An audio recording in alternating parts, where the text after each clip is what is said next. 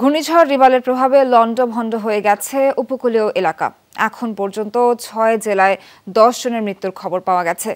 মোংলা, শরণখোলা ও মোরেলগঞ্জে ব্যাপক ক্ষয়ক্ষতি হয়েছে। অনেক জায়গায় তলিয়ে গেছে চিংড়ির ঘের। এছাড়া ঘর বাড়িতেও পানি প্রবেশ করেছে। গাছপালা উপড়ে গেছে অনেক স্থানে। গত রাত থেকেই বিদ্যুৎ বিচ্ছিন্ন বিভিন্ন অঞ্চল। ঝড়ের সবশেষ খবর জানবো আমাদের সহকর্মীদের কাছ থেকে। এই পর্যায়ে যেতে চাই চট্টগ্রাম থেকে যোগ দিচ্ছেন আমাদের সহকর্মী মামুনুর রশিদ অভি। চট্টগ্রাম শহরের অধিকাংশ এলাকায় তো তলিয়ে গেছে, যেমনটা আমরা জানি। সেক্ষেত্রে মানুষ যাতায়াত করছে কিভাবে, এক গন্তব্য থেকে আরেক গন্তব্যে কিভাবে পৌঁছাচ্ছে, এবং এই পর্যায়ে আবহাওয়া কেমন দেখছেন আমাদের একটু জানাবেন। সিলন ফ্যামিলি ব্লেন্ডের কড়ালিকার আর সতেজ স্বাদের পারফেক্ট ব্লেন্ডে স্বপ্নেরা মিলুক টানা।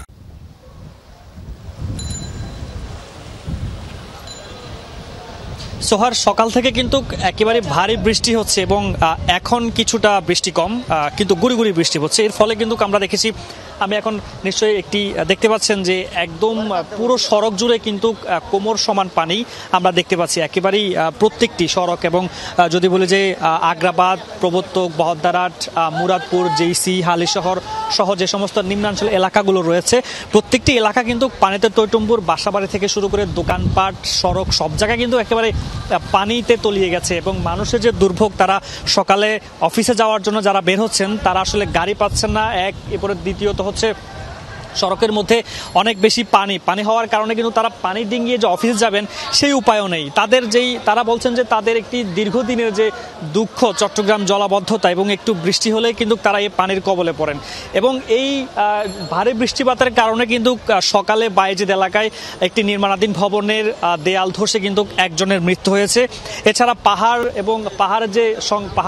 পাহাড় ধসের যে সংখ্যা রয়েছে, সেখান থেকে কিন্তু মানুষদেরকে সরিয়ে নেওয়া হয়েছে। এবং সবকিছু মিলিয়ে বলতে পারি, এই যে বৃষ্টির কারণে সকাল থেকে মানুষের দুর্ভোগ একেবারে চরমে উঠেছে এবং তারা অনেক বেশি ক্ষুব্ধ।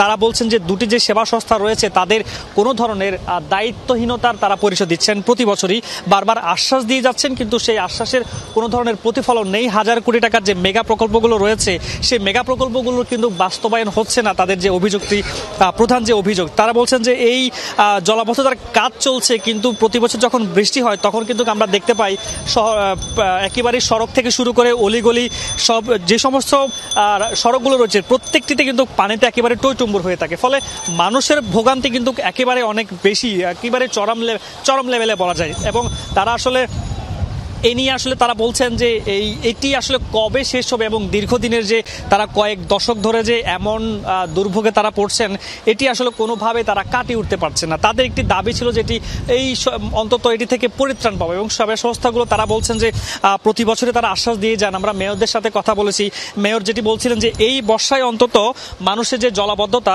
এই জলাবদ্ধতা কিন্তু এবার একটু কম হবে, কিন্তু সেই লক্ষণ কিন্তু আমরা দেখতে পাইনি। এবং সেই আগের মতোই কিন্তু প্রতি বছরই যে পরিমাণ পানি উঠতো, এবারে ঠিক সেই পরিমাণ পানি উঠেছে। মানুষের ভোগান্তি একেবারে চরমে পৌঁছেছে। তারা আসলে এমন কোনো ধরনের আশ্বাসে তারা আর বিশ্বাসী নয়। তারা বলছেন যে এখন শুধুমাত্র বাস্তবায়ন করলেই তারা আসলে খুশি হবেন। সোহার, চট্টগ্রাম থেকে যুক্ত হওয়ার জন্য আপনাকে ধন্যবাদ।